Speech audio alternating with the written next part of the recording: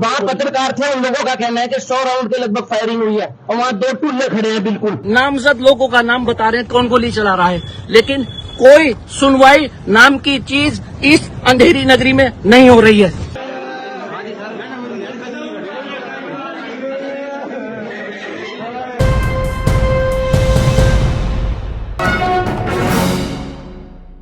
आज उत्तराखंड के मैंगलोर विधानसभा सीट पर पोलिंग हो रही है, बाई इलेक्शन है यहाँ पर।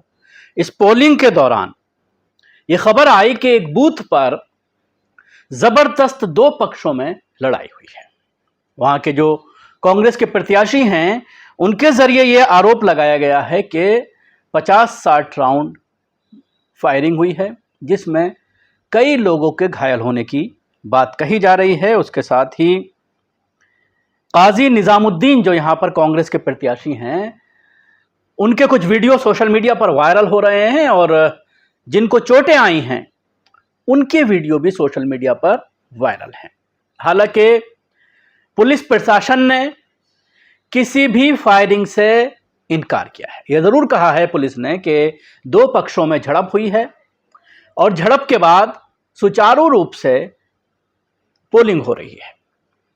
लेकिन जहां पर भी मुसलमान ज्यादा संख्या में हैं, डिसाइडिंग पोजीशन पर हैं, उन इलाकों में बाईपोल में इस तरह की घटनाएं खासतौर से भारतीय जनता पार्टी शासित राज्यों में देखने में आ रही हैं। आपने देखा था रामपुर, अभी लोकसभा के दौरान जितने भी मुस्लिम पॉपुलेटेड इलाके हैं उत्तर प्रदेश के, संभल विधान लोकसभा में आपने देखा किस तरह से वहां के कैंडिडेट जियाउर रहमान बर्क और उनके पिता ममलुकुर रहमान बर्क का एक वीडियो सोशल मीडिया पर वायरल हुआ था, जिसमें पुलिस पोलिंग बूथ पर जाने से मुसलमानों को रोक रही थी। इस तरह के जब वीडियो सोशल मीडिया पर वायरल होते हैं तो जो राइट विंग है, हिंदूवादी संगठन हैं, उनके जरिए जिस तरह की टिप्पणियां इन वीडियो पर की जाती हैं, इन सोशल मीडिया पोस्ट पर की जाती हैं, अगर आप उसको देखेंगे तो जरूर आपका जो है पारा हाई हो जाएगा, खून खोलेगा। उस पर यह सवाल खड़े किए जा रहे हैं सोशल मीडिया पर। मैंगलुरु की इन वीडियो को जब वायरल किया जा रहा है और वोट देते हुए मुसलमानों की लंबी लंबी लाइनें जब दिखाई जा रही हैं, तो यह कहा जा रहा है कि उत्तराखंड, पूरा उत्तराखंड देवभूमि है और देवभूमि में ये मुल्ले कहां से आ गए। अब सवाल यही खड़ा होता है कि वो आरएसएस संघ, हिंदूवादी संगठन जो आजादी के 65 बरस बाद तक भी और आज भी भारतीय कानून को मानने को तैयार नहीं है, मनुस्मृति लागू करना चाहते हैं। आरएसएस हेडक्वार्टर पर आजादी के 65 साल बाद तक भगवा फहराया जाता था। 15 अगस्त और 26 जनवरी कभी भी तिरंगा नहीं फहराया गया। सोशल मीडिया पर काफी हंगामा हुआ, तो 5-7 साल से यह सिलसिला शुरू हुआ है। तो ये लोग उन लोगों पर सवाल खड़ा कर रहे हैं जिनके आबाओ अजदाद में अंग्रेजों से लोहा लिया, अंग्रेजों को चने चबवाए, अंग्रेजों का मुकाबला किया। आजादी की तहरीक में सबसे ज्यादा बढ़ चढ़कर का हिस्सा लेने वाला अगर कोई था तो वो मुस्लिम कम्युनिटी थी। कई तहरीकें मुसलमानों के जरिए चलाई गई और उसमें किस तरह से महिलाओं ने, मुस्लिम महिलाओं ने अपने जेवर तक आजादी की लड़ाई के लिए दान कर दिया, कुर्बान कर दिया। आज उन्हीं मुसलमानों के ऊपर सवाल खड़े किए जा रहे हैं। तो मैं बात कर रहा था मंगलुरु विधानसभा इलेक्शन की, जहां पर बाईपोल हो रहे हैं। उत्तराखंड की ये विधानसभा सीट है। हरिद्वार जिले का ये इलाका है, रुड़की में शाम आता है। तो यहां पर सुबह से ही हंगामा मचा हुआ है। हरिद्वार जिले की मंगलोर विधानसभा सीट पर आज उपचुनाव हो रहे हैं। सुबह से मतदान जारी है। इसी बीच मंगलूर के डिब्बर हेड़ी गांव में हिंसक झड़प की खबर सामने आई है।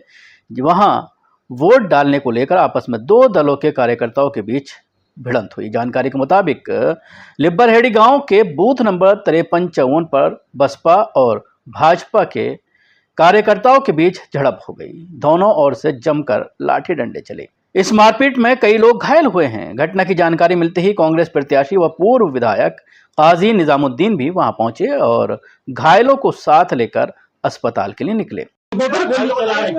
गोली चला रहे हैं। देख आ रहा हूँ गोली वाले तो खून को देखकर मेरी आंख में आंसू आ गए। आ रहा हूँ नहीं आ रहा हूँ आ रहा हूँ यूपर रेडी आ रहा हूँ नहीं आ रहा हूँ यूपर रेडी आ रहा हूँ। जो कोई होगा पुलिस देखे कोई होगा पुलिस देखे देखो उनके गोली लगी है। अब ये मुझे नहीं मालूम पब्लिक देखे जब पुलिस देखेगी। वहाँ पत्रकार थे उन लोगों का कहना है कि 100 राउंड के लगभग फायरिंग हुई है और वहाँ 2 टुल्ले खड़े हैं बिल्कुल।